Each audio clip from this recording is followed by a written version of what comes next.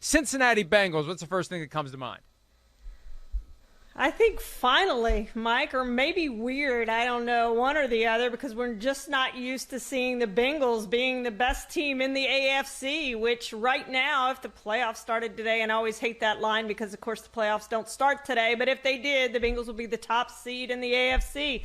2015 was the last time they made the playoffs. We all know that 1990 was the last time they won a playoff game. It's been a really long time, but this looks like a really good team. And by the way, Mike, all these new teams we have coming into the playoffs, it appears, the Cardinals, the Bengals, some teams we haven't seen in the recent past, there's a real possibility that the playoffs are not going to have Pittsburgh, Kansas City, New England, and Seattle. That's going to be really weird, which is why I use the word weird, because it just seems like this year's a little different.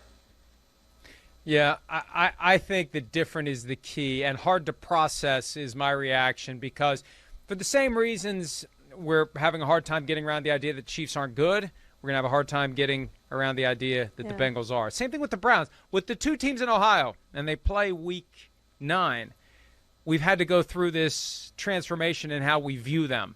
The Browns are good, the Bengals are good, and they're both good at the same time. I wonder when the last time was they both were playoff contenders at the same time. I'm not sure it's ever happened. Frankly, maybe the early 80s. I'd have to go back and look at that. Or the late 80s. 88, the Bengals made it to the Super Bowl. 86, 87, 89, the Browns made it to the AFC Championship. So that would have been about the same time.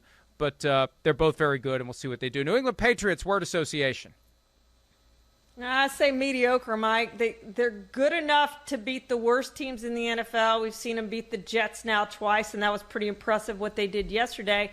But they're not good enough to beat some of the better teams in the NFL, and we've seen that over the last few weeks. The outlier of their whole results so far is that season opener against the Dolphins when they lost the Dolphins. How did they lose that game to the Dolphins? Maybe it was the fact that it was Mac Jones' first start, but that's kind of the one that takes you places that says maybe this team is less than mediocre. But I would say mediocre for this team. Work in progress is what I'll say, because they are trying to get better. They are getting better slowly but surely. Any team that's capable of scoring 54 points against another NFL team has potential. We'll see if they can improve and get more wins, get to 500, and then build on it. Arizona Cardinals. Talented. You look across that roster, they have stars at every single position. If you're going to do an NFL draft, a lot of those players on that team are going to be drafted highly. First-round draft picks, second-round draft picks. They've got a whole roster of them. And if they don't win a Super Bowl this year or next year, I think it's a tragedy for this team, as talented as they are, Mike. Yeah, they are powerhouse. And they may draw a lucky card and not have to face multiple members of the Packers. They know they won't face Devontae Adams on that showdown we're looking at for Thursday night. So they're a powerhouse for now, but long way to go. Derrick Henry.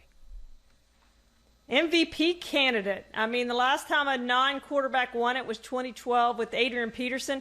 I think he deserves to be in the conversation. He's 290 yards ahead of Jonathan Taylor for the rushing lead, 869 yards already. That puts him on pace to break the NFL record.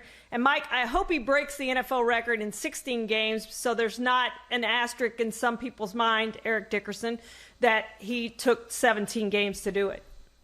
But you know what? When Eric Dickerson broke O.J. Simpson's single-season rushing record in 16 games, That's when right. O.J. Simpson did it in 14, nobody said, oh, no, you got 2 extra games. So if he breaks it, he breaks it, period. That's it. And if somebody breaks Derrick Henry's record, if he sets the record with 18 games, so be it. That's the way it goes.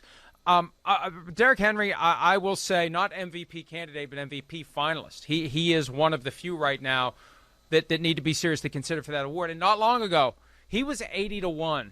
And we do an MVP watch list every week, and I had him pegged as a major value at 80-1, and then he was 50-1, and it was a great value. And those odds are going to be a lot lower, I believe, this week.